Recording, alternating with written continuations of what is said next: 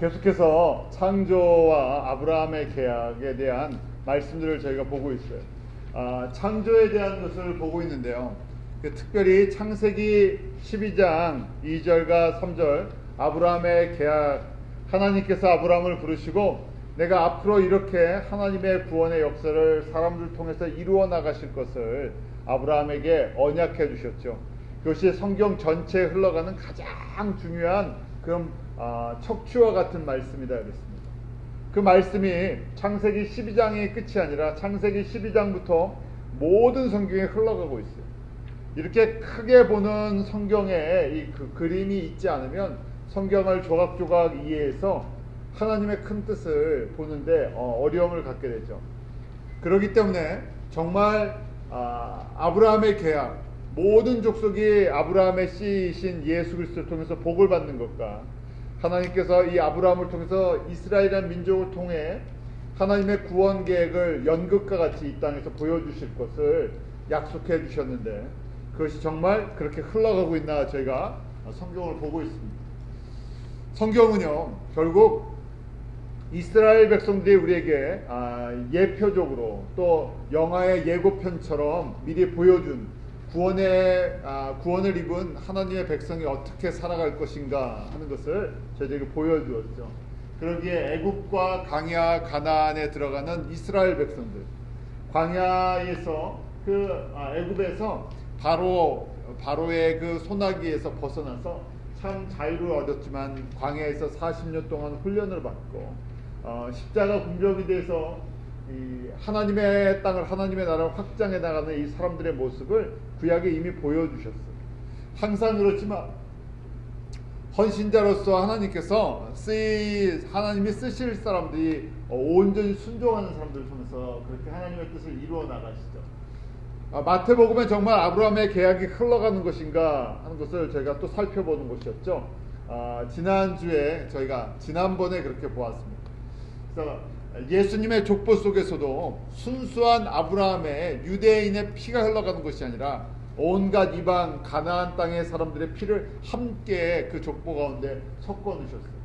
또 예수님의 탄생을 알리는 그 사람들에게 그 동방박사의 모습처럼 이방인들이 함께 참여할 것을 보여주셨죠. 마태복음 전체가 그렇게 깔려 있어요. 마태복음은 유대인 크리스찬, 유대인 성도들에게 전해주는 복음의 메시지였지만 이 안에 하나님의 뜻이 아브라함에게 보여주셨던 것처럼 이방인들이 하나님의 백성 가운데 들어올 것을 끊임없이 예수님이 가르쳐 주시는 것을 보게 됩니다. 4장에서도 예수님께서 사역을 하실 때도 이 스불론 납달리 땅에 대한 말씀, 또 모든 병과 모든 약한 것을 말씀하시는데 육신의 병과 육신의 약한 것뿐만이 아니라 그 유대인들의 관점에서 유대인들의 입장에서 보면 이방인들과 같은 사람들에게 복음이 흘러갈 것을 직접 사역하시면서 말씀해 주셨죠. 자, 오늘은 이제 마태복음 8장부터 같이 보려고 합니다. 마태복음 8장부터 마태복음 끝, 지금 저희가 1장부터 하나씩 이런 관점에서 보고 있는 거예요. 아브라함의 언약이 마태복음 각 장에 정말 흘러가고 있습니까? 아니면 저 혼자 편협하게 아브라함의 계약이 흘러가지도 않는데 억지로 보려고 하는 것입니까? 아니면 마태복음 1장 정말 예수님의 족보에서부터 마태복음 28장 예수님께서 제자들에게 이 지상 명령을 주실 때까지 이 아브라함의 계획이 전체 다 흘러가고 있습니까? 자, 마태복음 8장은 8장과 9장은 예수님께서 기사와 이적을 행하시는 특별히 그런 부분들이에요. 마태복음 8장에 보면 제일 먼저 문둥병자를 치유하시는 장면이 나옵니다. 많은 병자들이 있는데 문둥병자를 깨끗하게 하시는 사건이 나오죠. 마태복음 8장 1절과 2절 한번 같이 읽겠습니다. 시작. 예수께서 산에서 내려오시니 허다한 무리가 좇으니라. 한 문둥병자가 나와 저라고 걸어대 주여 원하시면 저를 깨끗게 하실 수 있나이다 하거늘. 많은 병자가 있어요. 예수님께서 병자들을 다 고쳐주신 것을 기록하면 끝도 없을 것입니다. 그런데 그냥 무작위로 아무나 성경에 나와서 치유함을 받는 것을 기록한 것이 아니라 의도적으로 제일 먼저 이 8장에 예수님께서 하나님의 나라를 전파하시며 병든 자를 고치실 때 문둥병자의 사건을 기록하고 있습니다. 성령님께서 마태에게 이 부분을 기록하라 하고 말씀하신 거죠. 저희는요 그냥 우연히 문둥병자가 예수님의 소식을 듣고 나왔더니 예수님께서 문둥병자도 고쳐주셨다 이렇게 생각할 수 있어요. 그렇지만 이건 우리 수준이 우연인 것처럼 보이는데요, 예수님께서는 지금 예수님이 오시기 전에 아브라함에게 2000년 전에 언약을 하시고요, 선지자들에게 이렇게 사역하시고 이렇게 십자가에 죽으시고 이렇게 또 3일 만에 부활하실 것을 다 말씀하셨어요. 창조주이신 하나님이시죠. 그분이 우연히 문둥병자를 만나게 하셨겠습니까? 성경에 우연히 만나는 사건이 아니라 우리가 보기에는 지나가다가 우연히 이런 관점에서 보이지만 예수님께서는 철저하게 의도적으로 만나시고요, 의도적으로 그것을 기록하세요. 문둥병자, 많은 병자가 있잖아요. 여러 종류의 병자가 있는데 문둥병자는 특별히 이스라엘 사람들에게는요 이방인 취급을 받던 사람이에요. 그 문둥병이 있으면 유대인 마을에도 들어오지 못하고 유대인 공동체에서 쫓겨나죠. 혈통적으로는 유대인일지 모르지만요, 그들의 생활과 관습 속에서는 유대인 취급을 받을 수 없는 사람들입니다. 이방인처럼 취급하는 사람. 그래서 그 병자를 고쳐주시고 예수님께서 4절에 삼가 아무에게도 이것을 말하지 말고 제사장에 가서 이렇게 된 것을 보여주라 말씀합니다. 4절에 보면 예수께서 이르시되 삼가 아무에게도 이르지 말고 다만 가서 제사장에게 내 몸을 보이고 모세의 명한 예물을 드려 저희에게 증거하라 하시니라. 제사장에게만 보여주라는 얘기예요. 무슨 이야기냐 하면요, 구약의 그 율법에 이르렀던 그 말씀이 이제 실제적으로 일어났습니다. 메시아가 왔습니다. 메시아가 이 땅에 왔습니다. 그런데 메시아가 와서 멀쩡한 사람들에게 나타나는 것이 아니라 유대인에게 오셨지만요, 나는 병자와 약한 자, 특별히 문둥병자 같은 사람에게 관심이 있다, 그걸 보여주시는 거예요. 그냥 육적인 병을 고쳐주기에 오신 것이 아니죠. 예수님께서 이 제자들에게 하나씩 한 단계씩 생각과 사고방식과 가치관을 바꿔준 거예요. 예, 지금 8장과 9장은 제자 훈련으로 하면 1단계 훈련이에요. 이제 막 예수님을 따라 나선 지 얼마 안 됐습니다. 그들은 전통적으로 유대인 중심이고요, 하나님은 유대인만의 하나님이고, 하나님께서 그 메시아로 그리스도로 오셨을 때도 유대인을 구원하러 오신 것이지 이방인이랑 이런 사람이랑 상관없습니다 하는 생각을 하고 있던 그런 당시의 상황이에요. 제자들에게 먼저 문둥병자를 고쳐주시죠. 그리고 이 병 고치는 사건이 핵심이 아니기 때문에 제사장에 가서 하나님의 이 메시아가 임하는 증거가 임한 것을, 말씀이 임한 것을 한번 보여주게 합니다. 그러면서 두 번째 사건이 로마 백부장의 하인을 고쳐주는 사건이 그 다음에 로마서 이 마태복음 8장 5절부터 나와요. 많은 사람이 있는데 굳이 백부장의 하인이에요. 백부장은 로마 장교죠. 100명의 군인을 거느리고 있는 로마 장교예요. 이방인입니다. 이방인의 그 하인이었던 사람을 고쳐주는 사건이다. 그런데 이 백부장이 예수님의 말씀을 듣고 어떻게 합니까? 직접 가실 필요도 없고 가버나움인데 나에게 말씀하시면 됩니다. 왜냐하면 나도 군인이기 때문에 명령하면 그렇게 시행하기 때문에 명령만, 말씀만 하시면 됩니다 했어요. 그러니까 예수님께서 이 백부장의 믿음을 보시면서요, 야, 이런 믿음이 유대인 가운데도 없는데 하면서 특별한 믿음을 가졌다 칭찬하시죠. 10절부터 12절 말씀에 그 말씀이 나와요. 그럼 저희가 이 사람 믿음이 좀 특별한 사람이구나 이렇게 생각하고 스쳐 지나갈 수 있는 말씀이에요. 10절부터 우리 12절 같이 한번 읽습니다. 시작. 예수께서 들으시고 귀히 여겨 듣는 자들에게 이르시되 내가 진실로 너에게 이르노니 이스라엘 중에 아무에게도 이만한 믿음을 만나보지 못하느니라. 또 너희에게 이르노니 동서로부터 많은 사람이 이르러 아브라함과 이삭과 야곱과 함께 천국에 앉으려니와 나라의 본 자손들은 바깥 어두운 데 쫓겨나 거기서 울며 이를 갈 있으리라. 아브라함의 계약과 사도행전의 내용을 이해하지 않고 이것을 보면요, 그냥 예수님께서 그냥 경고하신 메시지인가 보다. 하도 믿음이 없어서 뭐 믿음 좀 가져라, 야, 이스라엘 백성들아. 그냥 그 정도. 그냥 문자적으로 그냥 저희가 이해하고 넘어갈 수 있어요. 그런데 사도행전과 서신서와 지금 기독교 2000년이 흘러왔던 모든 것을 크게 보고 있으면 이 말씀 무슨 말씀이에요? 유대인들이 복음을 받지 않는다는 이야기예요.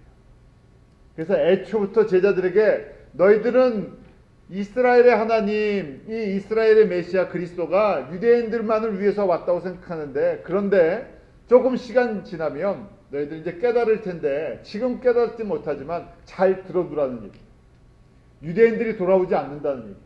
그래서 의도적으로 지금 기적을, 병을 고쳐주면서 백부장의 로마 이방 사람의 하인을 갖다가 만지시는 모습을 보여주세요. 그래서 지금 그 말씀을 하시는 거예요. 지금 사람들이 이상하게 생각하잖아요. 근데 앞으로는 계속해서 이상한 일들이 생긴다는 얘기예요. 유대인들, 대다수의 유대인들은 눈이 어두워져서 예수님을 알아보지 못하고 너희들이 이상하게 생각하는 이방인들이, 로마 사람들이 예수님을 믿고 교회가 그렇게 세워질 것이고 2000년 동안 교회가 그렇게 흘러갈 것이라는 것을 미리 이렇게 말씀해 주십니다. 그러니까 그 다음에 뭐라고 말씀하세요? 11절에 또 너희에게 이르노니 동서로부터 많은 사람이 이르러 아브라함과 이삭과 야곱과 함께 천국에 앉으려니와. 무슨 얘기예요? 동서에 이방인들이 다 모여서 아브라함과 이삭과 야곱의 자녀들과 같이 하나님의 백성이 된다는 거예요.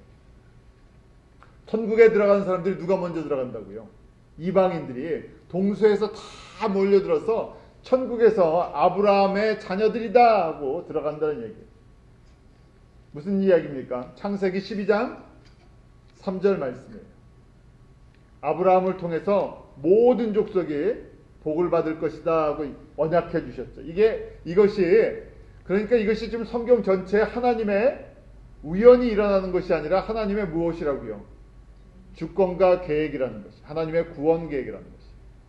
사도 바울도 이것을 깨닫고 로마서 몇 장이요? 여러분들 이제 외워두셔야 돼요. 이 말씀 들으면 이방인의 충만한 숫자가 먼저 채워져야 된다. 로마서 11장 25절이요. 사도 바울도 그것을 예수님을 만난 다음에 이게 시간이 지나서 유대인들이 예수님을 안 믿는 이유가 이 사람들이 못돼 갖고 믿음이 없어서가 아니라 이게 하나님의 계획 속에 있었군요. 은혜를 나중에 베푸시는군요 하고 깨달았던 거예요. 그러니까 저희도 마찬가지입니다. 저희가 먼저 예수님을 뭐 가정이나 어떤 우리가 이 신앙생활 오래 했다고요. 저희가 자랑할 게 없어요. 왜냐하면 하나님께서 지금 저에게 은혜의 시간을 주셔서 저희로 믿게 하시고 알게 하신 것이지, 하나님께서 우리의 눈을 떠주게 해주셔요. 이 떠주시지 않으면요, 아무리 사람이 이야기해도 못 알아듣는 이야기, 깨닫지 못하는 것이. 깨달으려면 누가 제일 먼저 깨달아야 됩니까? 유대인들이요. 아브라함 이후 2000년 동안에 모세의 율법을 가져갖고 1500년 동안 모세의 율법을 지켰던 사람들이에요. 성경을 다 암송했던 사람들이에요. 그런데 영적인 눈이 떠지지 않으니까 지금 그 중에 제자들을 따로 불러서 지금 예수님이 이 땅에 오신 목적과 어떻게 앞으로 예수 그리스도의 복음이 흘러갈 것을 사건을 통해서 보여주시는 거예요. 시청각 교육이라 그랬죠. 사건 하나 보여주시고요, 또 말씀해 주세요. 예수님도 알고 계세요. 지금 이렇게 이야기해봐야 이 시점에서 제자들 중에서 깨닫는 사람들은 없지만, 때가 돼서 오순절 성령님이 오시고 이 사건들이 기억나면 이게 쌓여서 이제 눈이 조금씩 변화될 거라는 거예요. 저희도 마찬가지입니다. 신앙이요, 한순간에 눈이 확 떠지지는 않아요. 그런데 어느 시점에 성령님께서 은혜를 주셔서 눈을 한번 뜨게 해주시죠. 그리고 또 눈을 계속 밝혀주세요.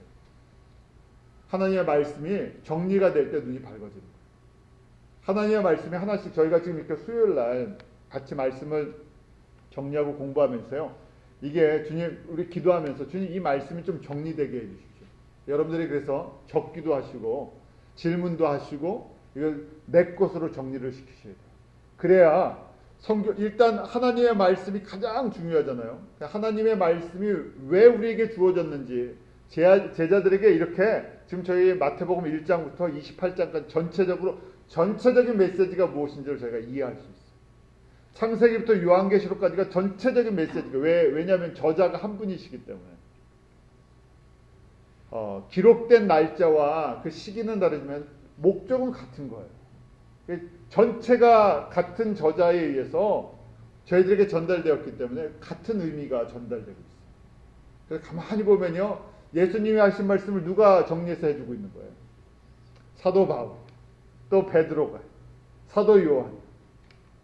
그들이 깨달은 분량만큼 그것을 정리해서 저희들에게 정리해주고 있는 거예요. 그것이 서신서들과 성경의 그 신약의 나머지 부분들. 마태복음도 그런 관점이에요. 12절에 보니까 나라의 본 자손들 누구를 이야기합니까? 유대인들은요 어떻게 된다고요? 예수님이 오셨지만 눈이 안 떠져서 예수님을 알아보지 못해요. 지금까지 대부분이 다 음부에서 아브라함 품이라 그랬죠. 아직 대기 중인 거예요. 눈이 안 떠졌어요. 지금 태어나는 대부분의 사람들도 예수님을 보지 못하죠. 그렇게 신앙의 전통은 지켰지만 예수님을 보지 못해요.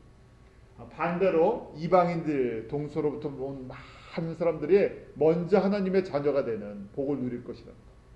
그렇지만 저희가 유대인들을 저희가 무시하면 안 된다 그랬죠. 때가 되면 어떻게 된다고요? 로마서 11장 26절 뭐라고 기록되어 있습니까? 때가 되면요, 이방인의 충만한 숫자가 먼저 채워지면 시온으로부터 이 잃어버린 하나님의 이 유대인들이 다 돌아올 거라는. 그러니까 저희가 순서가 먼저 돼서 거꾸로 순서가 저희가 먼저 됐다고 제가 교만하면 안 된다니. 누구처럼요? 지금 저 당시에 2000년 전에 유대인들처럼. 자, 세 번째 사건은요, 베드로의 장모의 열병을 고쳐주시는 사건.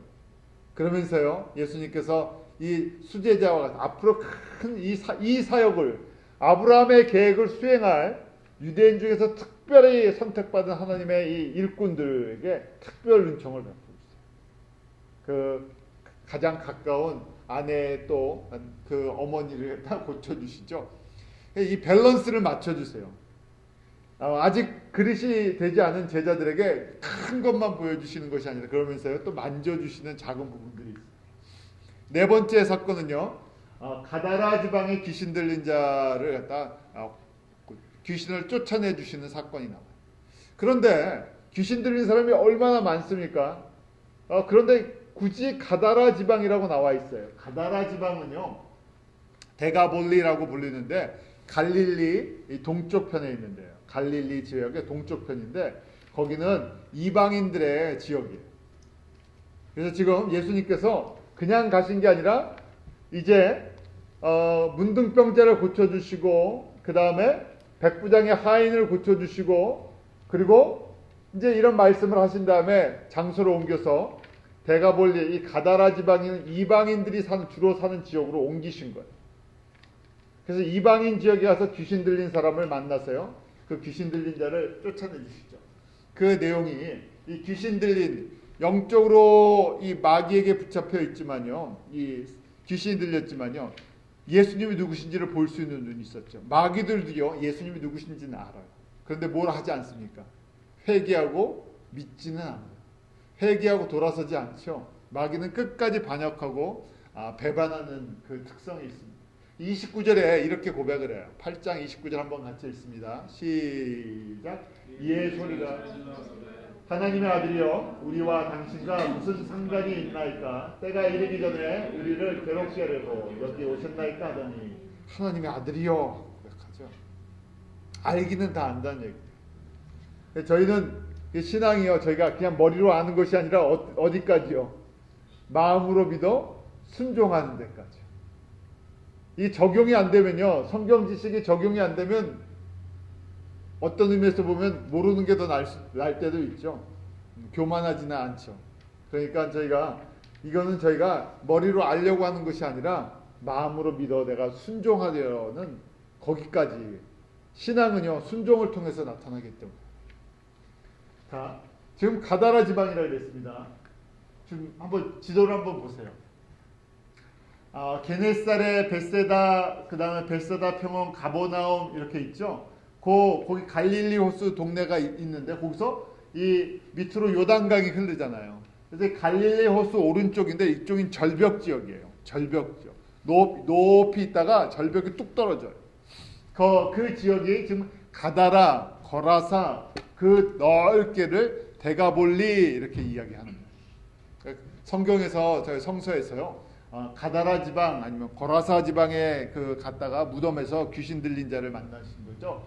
그 행정구역, 넓은 의미의 행정구역이 데가볼리라는 거예요. 데가볼리는, 데가는 열이라는 숫자이고요. 폴리는 폴리스, 그 지역, 도시, 10개 도시가 그 안에 모여있다 해서 데가볼리, 이런 거. 데카폴리스죠. 데카폴리스. 저 지역을 잘 봐두세요. 그래서 이 요단강, 갈릴리 호수 동쪽 편은 절벽 지역이에요. 낭떠러지 절벽, 높은 지역이 이렇게 떨어져요. 자, 마태복음 이제 9장으로 넘어갑니다. 8장과 9장은 예수님께서 직접 사역을 행하시면서요. 현장 학습시켜 주시는 거예요. 가르쳐 주신 것 5장, 6장, 7장 산상수훈 말씀을 하시고 이제 한번 현장 학습하러 나가자 너희들한테. 그러니까 직접 보여주겠다. 그런데 이게 제가 그냥 육적인 눈으로 보면 병 고쳐주시고 귀신 쫓아내 주시고 이 기사와 이적을 행하셨습니다 하는 걸로 끝나는데요. 기사 이적을 행하시려면 얼마든지 성경에 그 내용으로 가르쳐 올 수 있죠.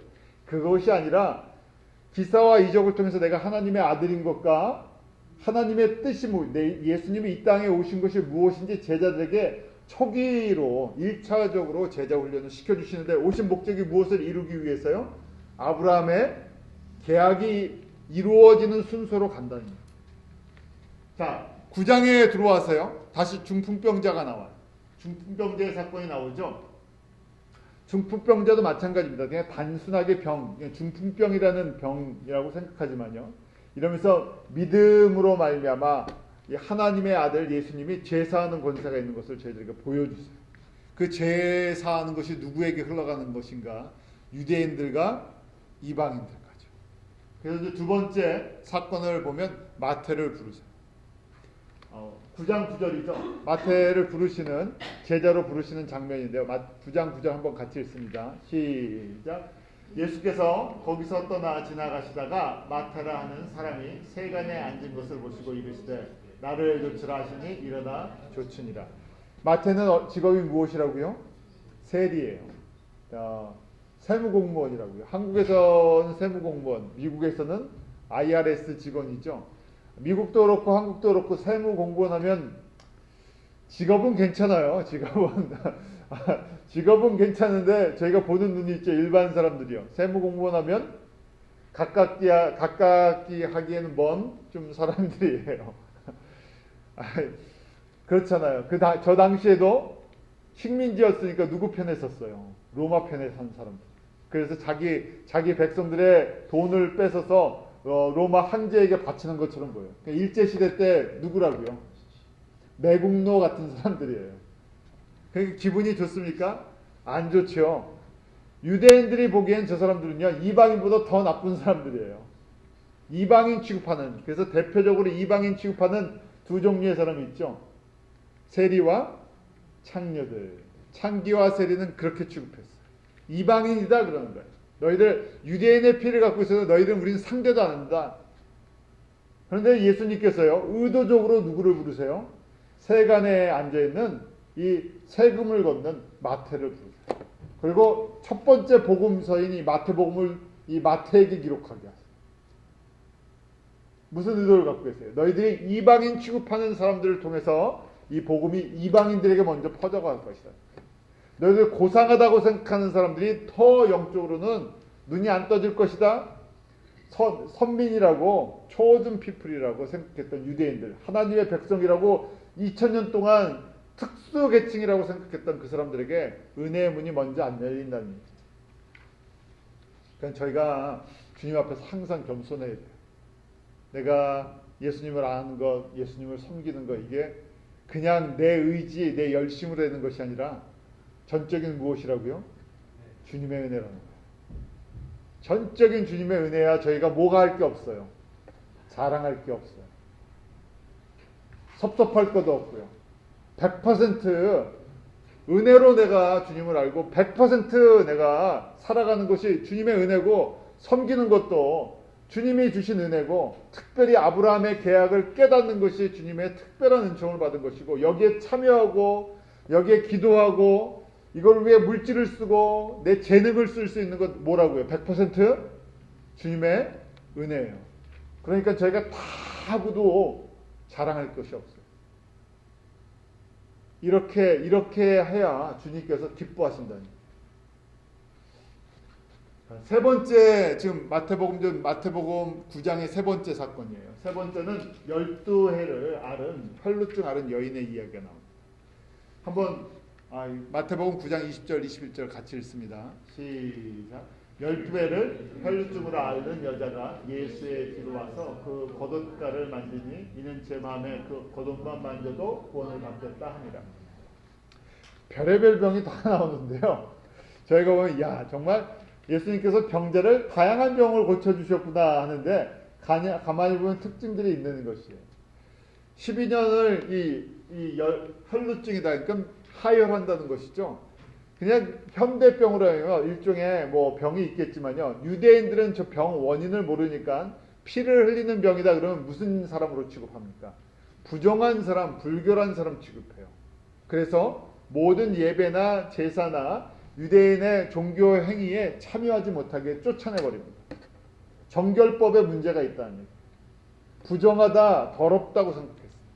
그래서 이방인 취급을 했던 사람들, 대표적인 사람들, 문둥병자, 피 흘리는 사람들, 세리들, 창기들.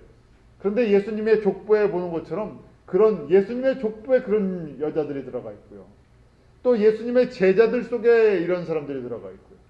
예수님께서 병을 고쳐주는 이 사건을 기록하는데 성경에 양을 채우려고 기록한 것이 아니라 특별한 이유가 있어서 집어넣는데 거기에 꼭 이런 사건을 집어넣는 거예요. 이방인 취급받는 사회에서 아웃사이더들이죠. 유대인 취급도 못 받는 이 사람들이 그러니까 사람들 앞에 떳떳하게 나오지 못하는 사람들이에요.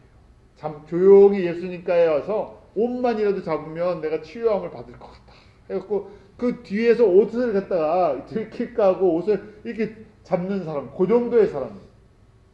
그런데 바로 주님께서 의도적으로 그렇게 하시죠. 고쳐주시고요. 기록하게 만드세요. 마태에게. 바로 이렇게 복음은 이렇게 유대인 취급을 못 받던 사람들, 이방인 취급받던 사람들, 그래서 이방인에게도 복음이 흘러갈 것을 앞으로 3년만 지나면 그런 때가 올 것이다. 그리고 그렇게 2000년이 흘러갈 것을 이 큰 그림 속에서 보여주십니다. 네 번째는 귀신 들려 벙어리 된 자죠. 귀신이 들려서 말을 못하는 사람입니다.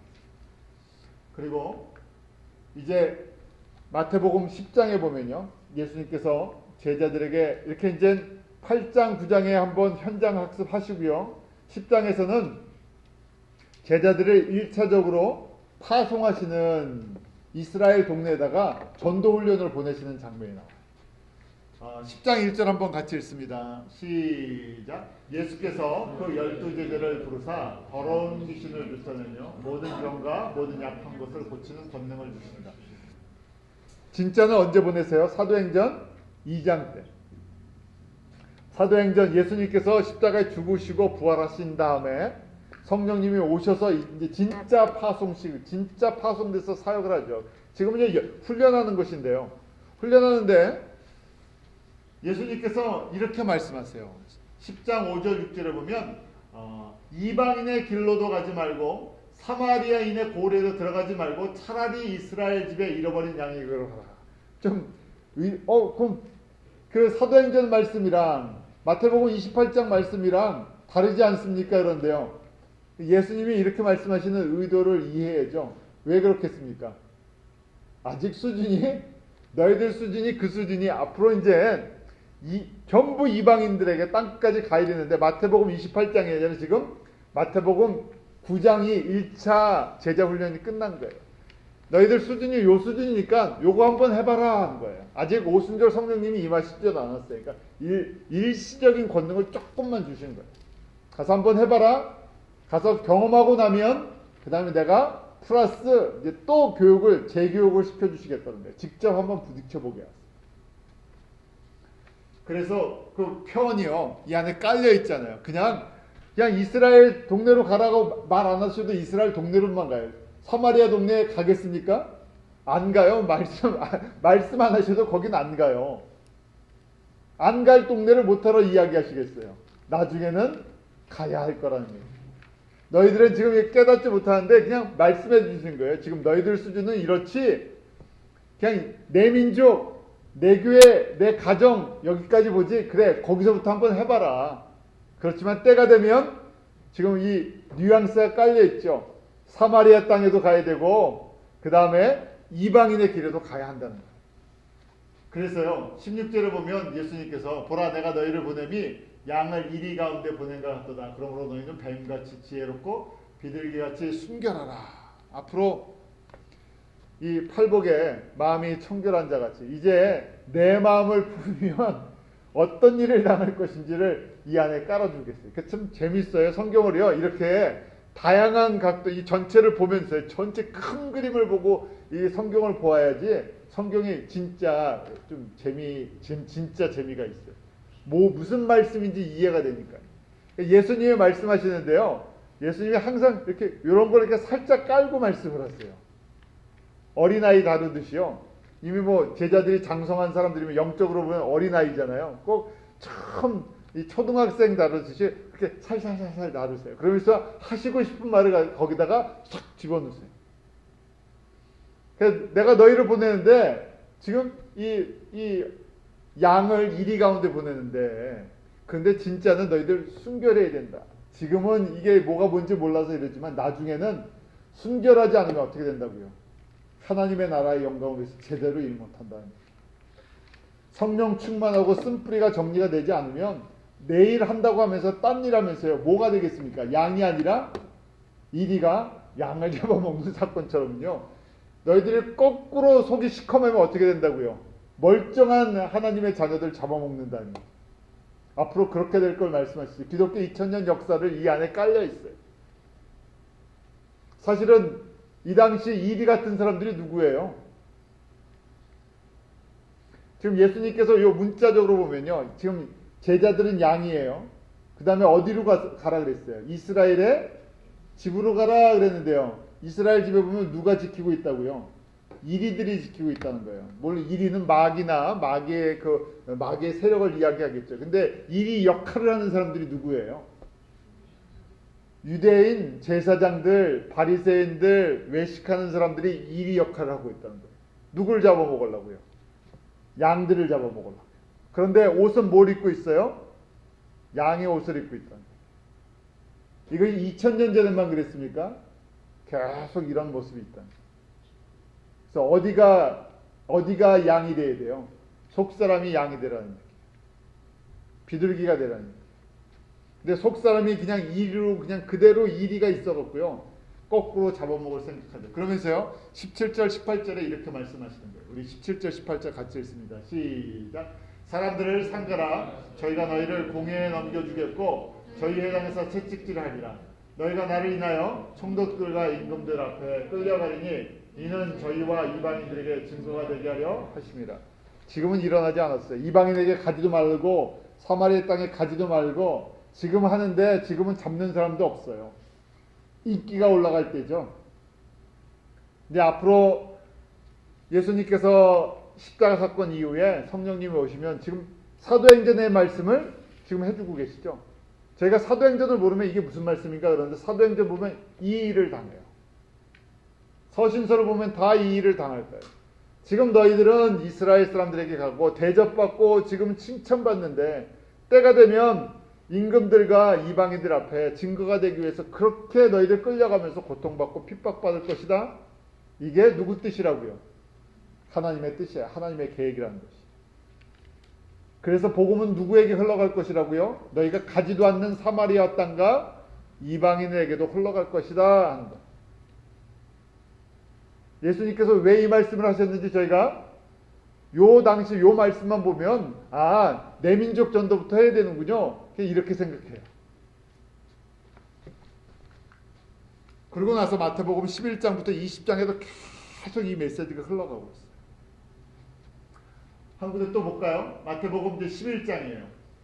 마태복음 11장에 예수님께서 20절과 22절에 예수께서 권능을 가장 많이 베푸신 고을들이 회개치 아니함으로 이상한 일이죠. 기적을 베푸고 병을 고쳐줬던 그 갈릴리 지역의 마을들, 그 갈릴리 지역의 예수님의 고향 사람들이 예수님을 믿지 않는다는 거예요. 회개하지 않는다는 거예요. 그러면서 21절, 22절 우리 같이 읽습니다. 두 절이요. 시작. 화가 있을진저 고라시나 화가 있을진저 벳세다야 너희에게서 행한 모든 권능을 두로와 시돈에서 행하였다면 저희가 벌써 베옷을 입고 제에 앉아 회개하였느니라. 내가 너희에게 이르노니 심판날에 두로와 시돈이 너희보다 견디기 쉬우니라. 지금 이 지역들이 다 어디 있는지 좀 전에 저희가 그 사진, 이 그림 봤죠? 이 고라신, 이 벳세다가 다 그 갈릴리 호수 북쪽에 있는 도시들이에요. 예수님이 주로 사역했던 지역들이에요. 그런데 이 고라신 가보나 이 벳세다가 예수님을 믿지 않고 회개치 않는 거예요. 기적 병 고침 받은 그때만 쫓아다니다가요. 그러고는 안 믿는 거예요. 저희가 이스라엘 사람들이 못 돼서요? 아니라 그랬죠. 그것이 아니라 이 복음이 먼저 누구에게 흘러가시는 것이 하나님의 계획이라고요. 이방인들. 이렇게 말씀을 하셨지만 예수님이 몰라서 그러신 거 아니에요. 두로와 시돈은 이 지중해 쪽 북쪽에 있는 지금 레바논 땅이에요. 레바논의 대표적인 두 도시죠. 이방 땅 두로와 시돈이에요. 그 두로를 수로보니게 여인 그 사건이죠. 그 지역이 두로와 시돈에서 내가 이렇게 했으면 이 사람들이 돌아온다. 근데 너희들은 이렇게 많이 해줬는데 안 돌아오지. 다시 얘기하면요, 이 복음이 두로와 시돈과 같은 이 사람들이 복음을 먼저 받을 거다.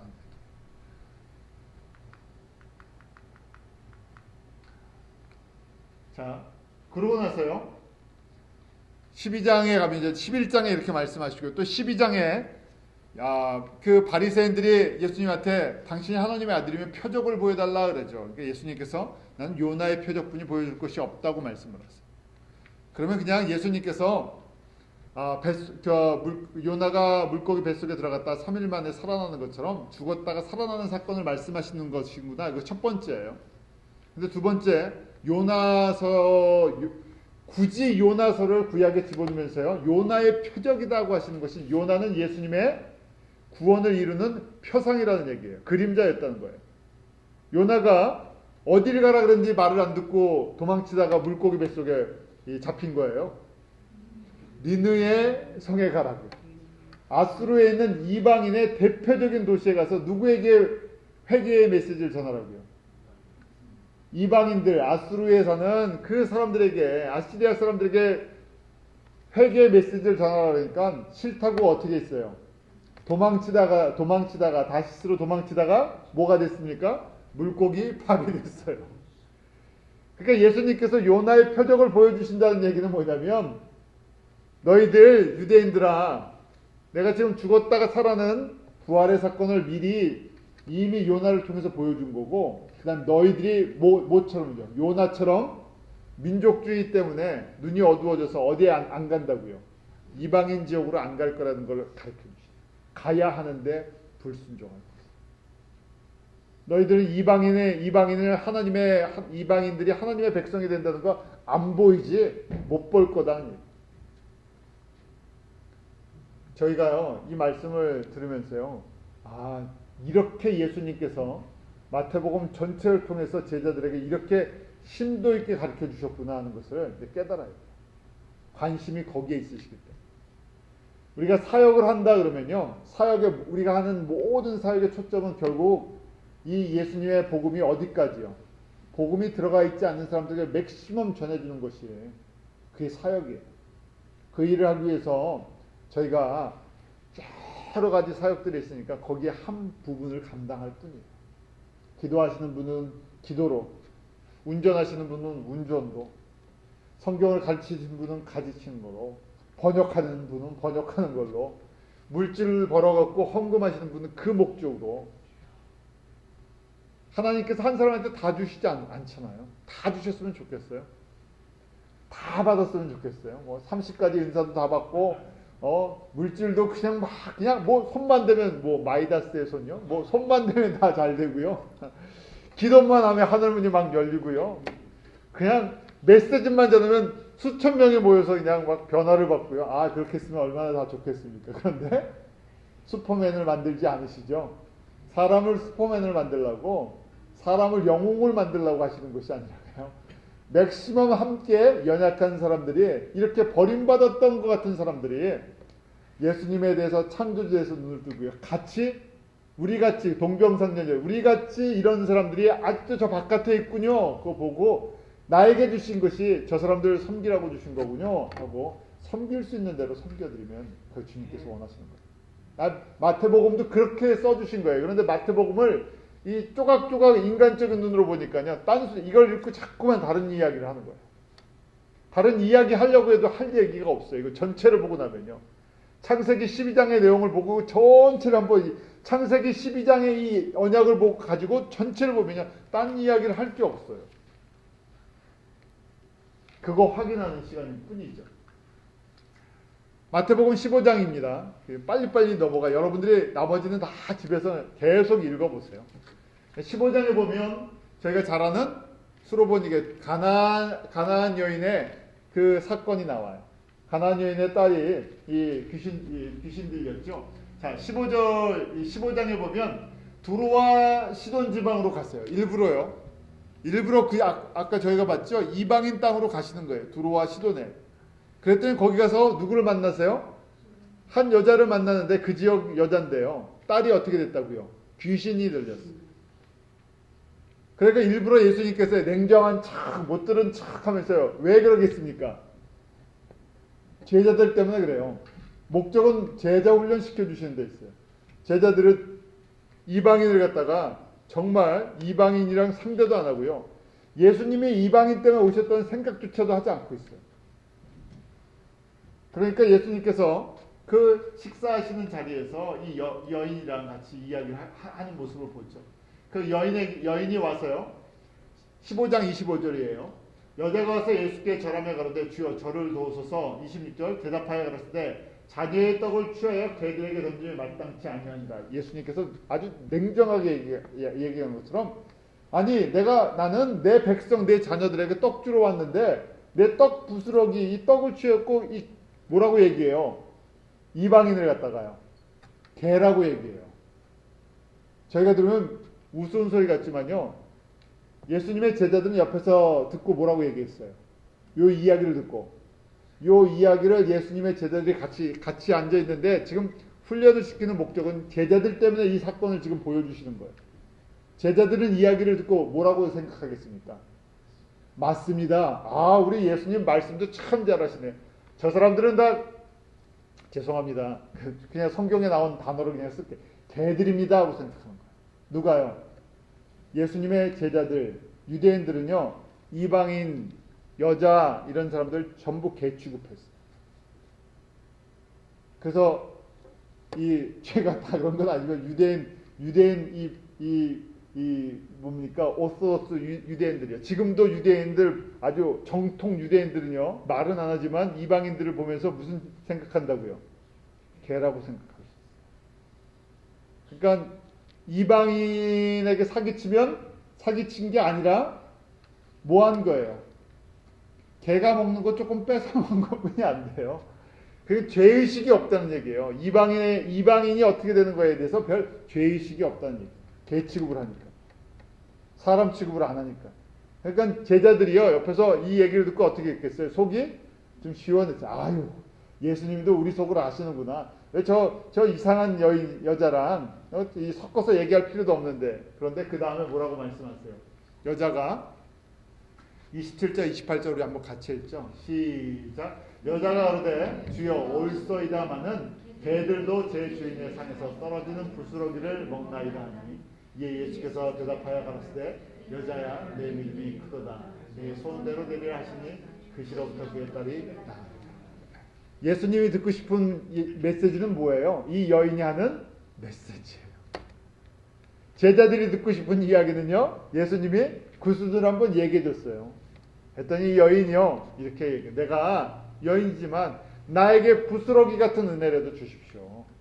내가 주님이 누구신지 예수님이 누구신지 알고 예수님이 떨어뜨리는 부스러기만 먹어도 우리는 삽니다. 그게 우리는 은혜입니다.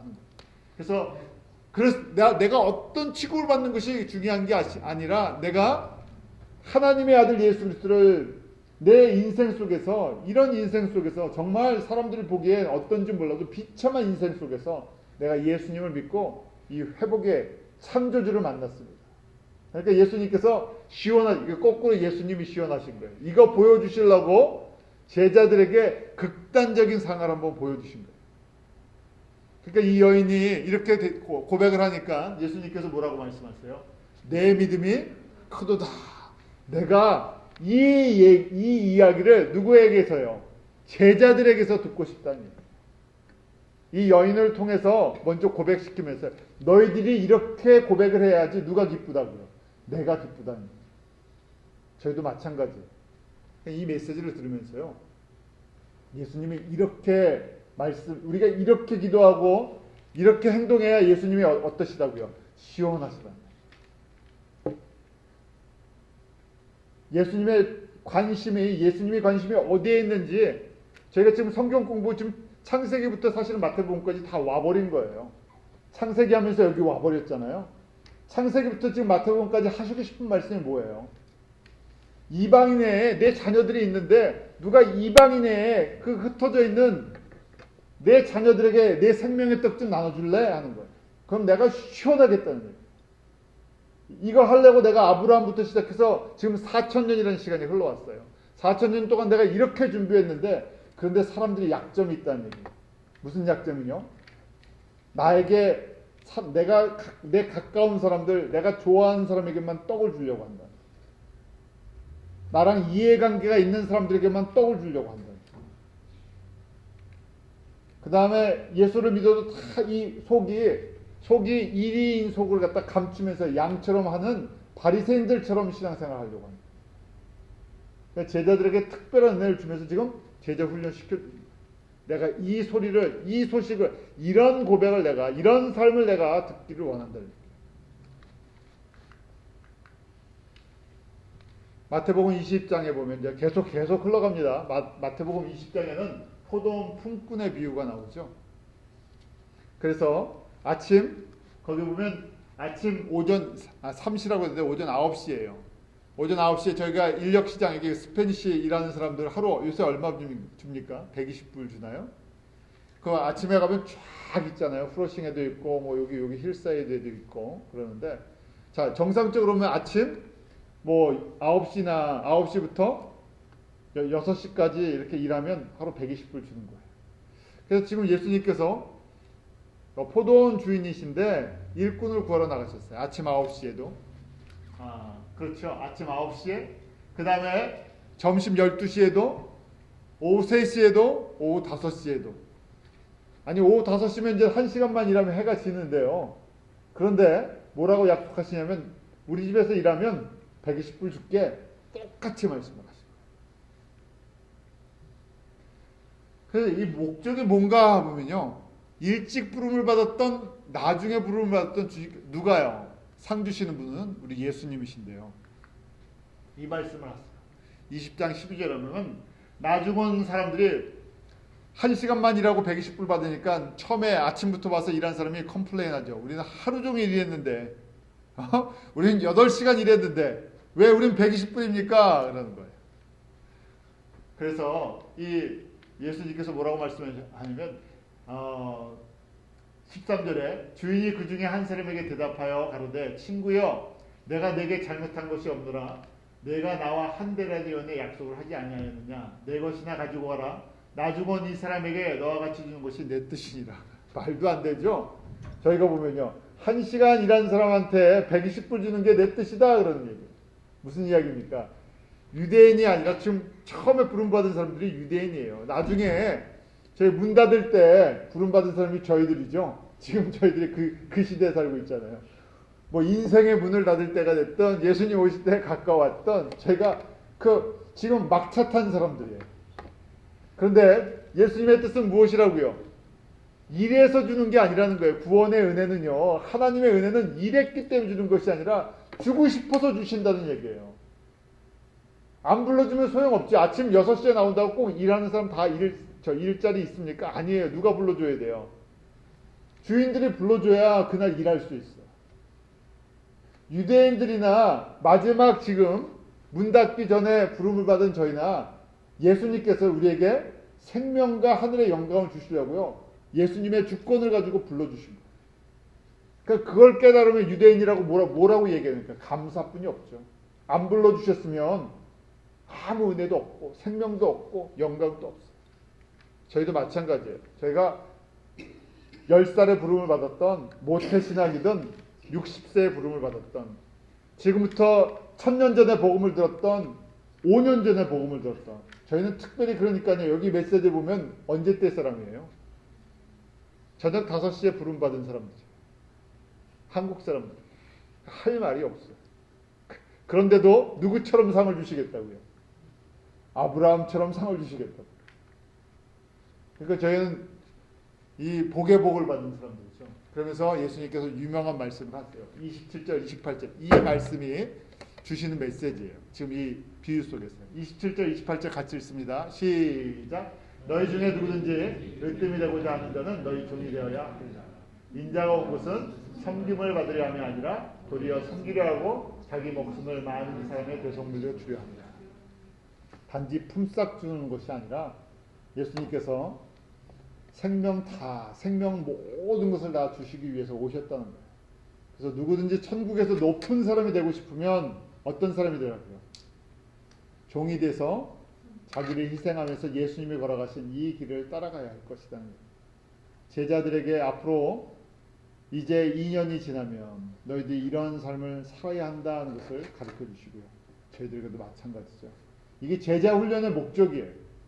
은혜 받은 사람들의 삶이, 제자 훈련한다고 성경 공부 좀 했다고 제자 훈련을 받는 것이 아니라 내 것을 희생하면서 예수님이 걸어가신 이 아브라함의 뜻, 아브라함의 계약을 이루어 나가는 데가, 순종하는 데까지 가는 것이 제자 훈련하는 목적이에요. 제가 지금 마태복음 통해서 계속 보고 있는데 여러분들이 집에서 마태복음 1장부터 다시 한번 읽어보세요. 아브라함의 계획이 어떻게 흘러가는지. 그리고 이 안에 저희가 순종할 수 있는 은혜를 드러납니다. 기도하겠습니다. 하나님 아버지, 저희같이 어리석은 사람들에게 하나님의 자녀가 되는 은혜를 베풀어 주시고 예수를 주로 고백하게 하여 주심을 감사합니다. 지금부터 4000년 전 아브라함에게 주셨던 이 계약을 지금도 주님께서 신실하게 지켜나가시며 사역하시며 행하시는 것을 봅니다. 아버지 하나님, 저희들 순전한 마음 품게 하시고 주님의 전적인 은혜를 잊지 않게 하시고, 정말 이 마지막 문 닫기 전에 부름을 받은 일꾼들처럼 우리가 남은 한 시간, 우리의 그 남은 귀한 시간 동안 우리의 모든 것을 지어서 종이 되어 하나님의 나라와 이 예수 그리스도의 복음을 위해서 땀 흘릴 수 있는 그러한 아름다운 기쁨의 순종이 저희 가운데 있게 하여 주시옵소서. 우리에게 베푸신 모든 것들을 잊지 않게 하시고 주님께로 더 가까이 나아가며 아브라함의 계약이 이루어지는 통로로 사랑하는 성도들 함께 쓰임받게 하여 주시옵소서. 예수님의 이름으로 기도합나이다. 아멘.